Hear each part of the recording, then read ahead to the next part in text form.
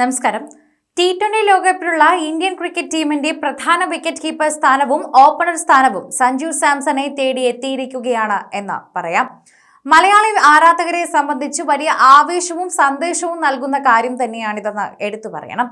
ശുഭ്മൻ ഗില്ലിനെയും മറികടന്നാണ് സഞ്ജു ഇന്ത്യയുടെ ഓപ്പണർ റോളിലേക്ക് എത്തിയത് എന്നതാണ് ഏറ്റവും കൂടുതൽ അമ്പരപ്പിക്കുന്ന ഒരു കാര്യവും ഏറ്റവും മികച്ച ഒരു കാര്യവും.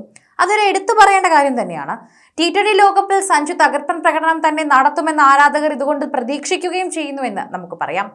ഇപ്പോഴിതാ T20 ലോകകപ്പിന് മുൻപ് സഞ്ജു സാംസണിന് നിർണായക ഉപദേശവുമായി രംഗത്തെത്തിയിരിക്കുകയാണ് പിച്ച് ക്യൂറേറ്റർ കൂടിയായിട്ടുള്ള MM ബിജു.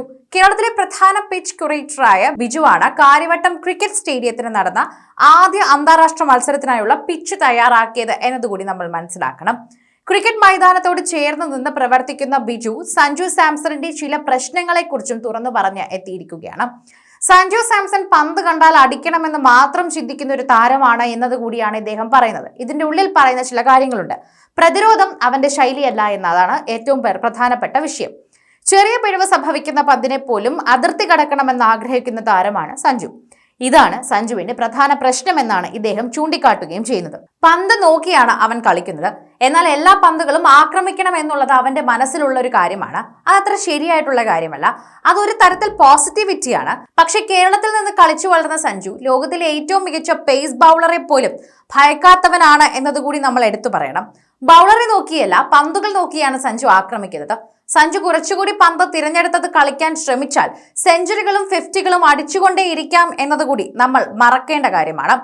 എന്നാൽ ബിജു പറയുന്നതും ഇതേ കാര്യമാണ്. സഞ്ജുവിന്റെ ആഭ്യന്തര ക്രിക്കറ്റിലടക്കം തന്നെ പല മത്സരങ്ങൾ നേരിട്ട് കാണുകയും അതുപോലെ തന്നെ സഞ്ജുവിന്റെ വളർച്ച അടുത്തറിയുകയും ചെയ്തിട്ടുള്ളയാൾ കൂടിയാണ് ബിജു.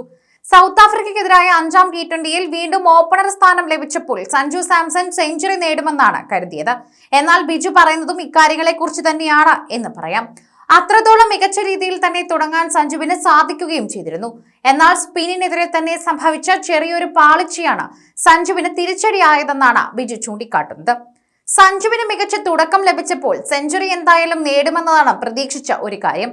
എന്നാൽ സഞ്ജു പുറത്തായതിന് കാരണം തന്നെ പറയുന്നുണ്ട്.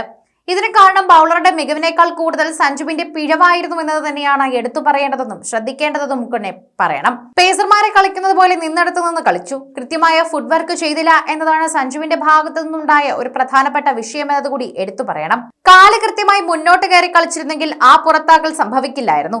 അതുപോലെ തന്നെയാണ് ഓപ്പണിംഗിൽ ഇറങ്ങി ഫോമിലായിരുന്നതിനാൽ അനായാസനം അവർക്ക് വലിയ സ്കോർ നേടാനാകാത്തതും.